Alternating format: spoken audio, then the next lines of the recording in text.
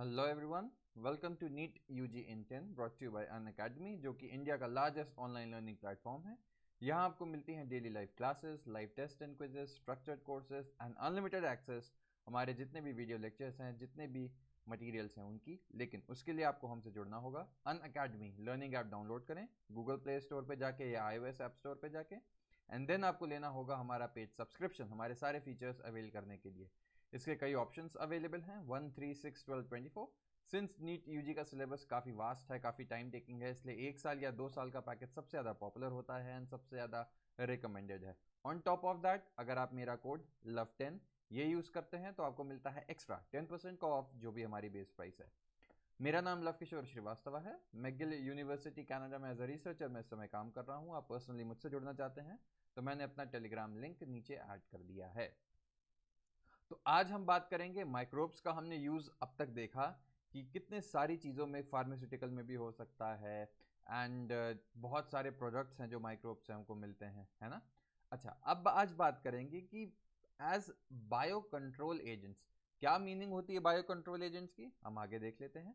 और हम देखेंगे कि ये जो बायो कंट्रोल एजेंट्स मैं जो आपको बताऊंगा उसमें माइक्रोब्स का क्या रोल होता है। तो जब हम बायो कंट्रोल एजेंट्स की बात करते हैं तो बात आती है कि वो बायोलॉजिकल मेथड्स, ठीक है, जिन मेथड से प्लांट में जो भी डिजीजेज हो रही हैं या कीड़े लग जाते हैं, पेस्ट, ठीक है, उन चीज़ों को रोकना, ठीक है, यूजिंग बायोलॉजिकल मेथड्स।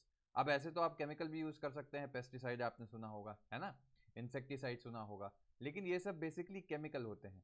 अगर हम बायोलॉजिकल चीज़ का इस्तेमाल करते हैं प्लांट को डिजीजेज होने से बचने के लिए या कीड़े जो लग जाते हैं उनसे बचने के लिए, तो इसी को हम कहेंगे बायो कंट्रोल।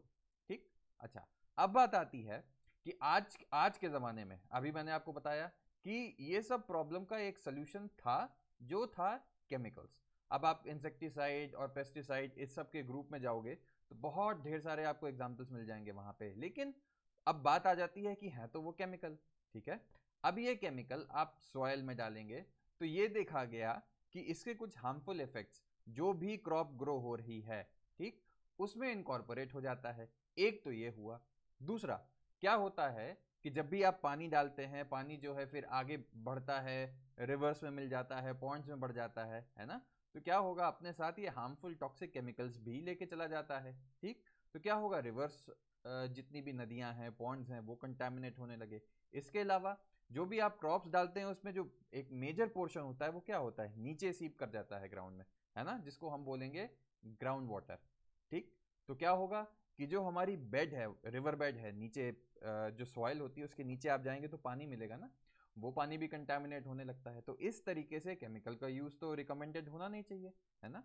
तो फिर क्या देखा गया कि बायोलॉजिकल सोर्सेज जो कि लेस टॉक्सिक होंगे, लेस टॉक्सिक, इन सम केसेस बेनिफिशियल भी होंगे, तो उसकी खोज में साइंटिस्ट लग गए।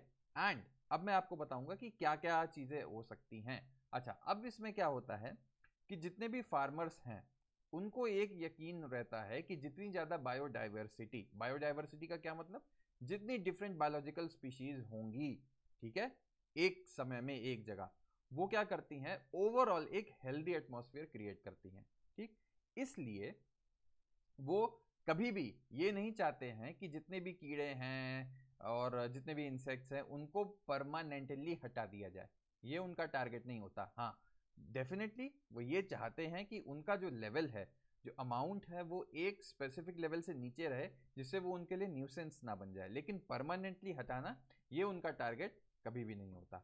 ठीक है।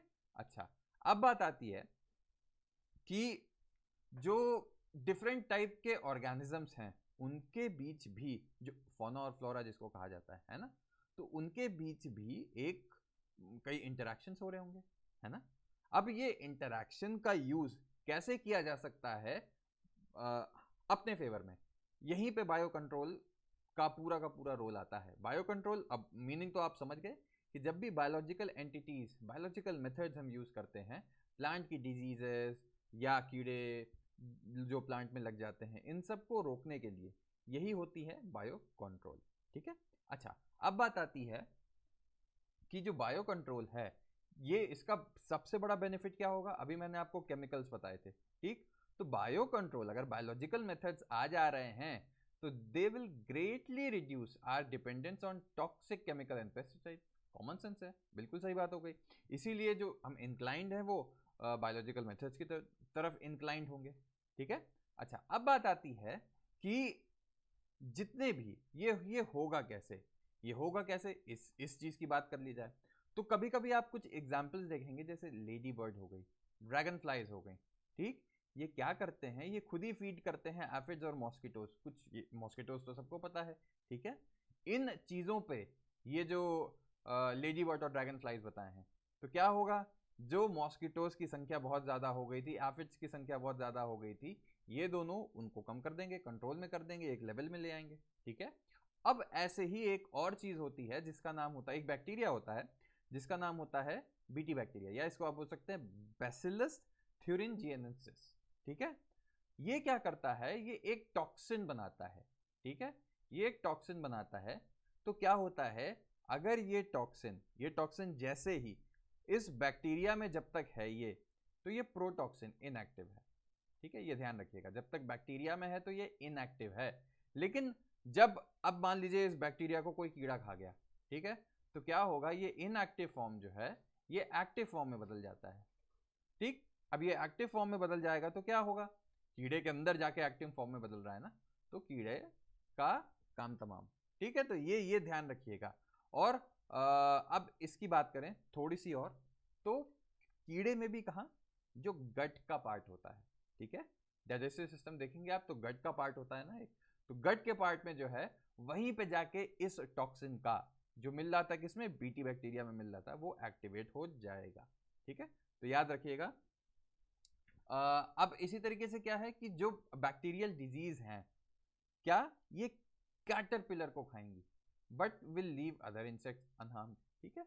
तो ऐसे ही स्पेसिफिक कुछ चीजें हैं जो एक स्पेसिफिक ऑर्गेनिज्म को तो जरूर हानि पहुंचा सकती हैं मगर दूसरे को नहीं पहुंचाती हैं, ठीक।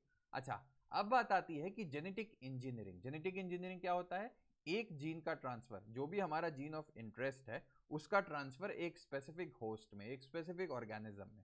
तो हम कोई भी, अब जो बीटी टॉक्सिन जो है इसका कोई जीन होगा, उसको उस जीन को क्राई बोलते हैं, ठीक है। तो ये जीन क्राई के भी कई फॉर्म्स हैं जो हम बायोटेक्नोलॉजी में पढ़ेंगे। तो इस क्राई जीन को अगर हम किसी प्लांट में डाल दें जेनेटिक इंजीनियरिंग की हेल्प से, तो क्या होगा, अब वो प्लांट प्रोड्यूस करने लगेगा ये टॉक्सिन, है ना। और अब कीड़ा उसको कोई खाएगा तो बाकी किस्सा आपको पता ही है कि जैसे ही वो कीड़े के अंदर जाएगा एक्टिव हो जाएगा और वो प्लांट जो है it becomes resistant to attack by insects and pest, ठीक है। इसका एक एग्जांपल ध्यान रखिएगा, बीटी कॉटन। ये सब डिटेल्स में बायोटेक्नोलॉजी में आएगा, लेकिन अभी भी दिमाग में रखिएगा क्या होना चाहिए। ऐसे ही एक फंगस है जिसका नाम है trichoderma. It is a free living fungi. ये भी एक बहुत इफेक्टिव बायो कंट्रोल होता है अगेंस्ट प्लांट पैथोजेंस, ठीक है। तो एग्जाम्पल्स याद रखिएगा, एग्जाम्पल्स बहुत इंपॉर्टेंट होते हैं। इन्हीं में एक और वायरस का मैं एग्जाम्पल बताऊं जिसका नाम है बैकुलो वायरस, ठीक है। अब ये क्या करता है कि बैकुलो वायरस ये जितने भी इंसेक्ट्स हैं या कुछ आर्थ्रोपोड्स हैं उनको उन पे अटैक करेगा। तो आप समझ गए, इंसेक्ट और आर्थ्रोपोड पर अटैक करके उनको इन्फेक्ट करेगा और फिर उनकी कहानी खत्म हो जाएगी, ठीक। और ये जो बेसिक एक आप याद रखिएगा जिस जीनस को बिलोंग करते हैं दैट इज न्यूक्लियो पॉलीहेड्रोवायरस। ये इंपॉर्टेंट क्वेश्चन है। तो ये किसकी बात हो रही है, ये बैकुलो वायरस की बात हो रही थी, ठीक है। तो इसको ध्यान रखिएगा। एंड इसके कारण से क्या होगा, नैरो स्पेक्ट्रम मतलब ऐसा नहीं है कि जितने आर्थ्रोपोड ने सबको मार डालेगा, उस आर्थ्रोपोड में एक स्पेसिफिक सबसेक्शन होगा जिसपे ये अटैक करेगा, इसीलिए हम इसको बोलते हैं नैरो स्पेक्ट्रम इंसेक्टिसाइड, ठीक है। तो ये अब आप याद रखिएगा, इसमें कंफ्यूजन नहीं होना चाहिए। अच्छा, और सबसे अच्छी बात है कि ये वायरस, अब आपके दिमाग में क्वेश्चन आ रहा होगा प्लांट्स पे क्या करेगा ये, तो प्लांट्स, मैमल्स, बर्ड्स, फिश, इन सब पे इसका नेगेटिव इफेक्ट नहीं होता। बस यही हमें चाहिए था कि जो कीड़े मकोड़े, जो बेकार चीज़ हैं, जो अनवांटेड चीज़ हैं, उनको मार डाले और प्लांट्स, एनिमल्स इन सब पे इफेक्ट ना करें, यही होता है, ठीक है। अच्छा, अब बात आती है कि एक प्रोग्राम है जिसका नाम है इंटीग्रेटेड पेस्ट मैनेजमेंट प्रोग्राम, ठीक है। अब ये सब जितनी भी डाइवर्सिटी आती है ये इसी में आती है, तो इसको आप ध्यान में रखिएगा। अच्छा, चैनल सब्सक्राइब कीजिए, लव 10 कोड यूज करके अनअकैडमी से जुड़िए। मुझसे पर्सनली जुड़ना है तो मैंने टेलीग्राम लिंक ऐड कर दिया है। Thank you so much.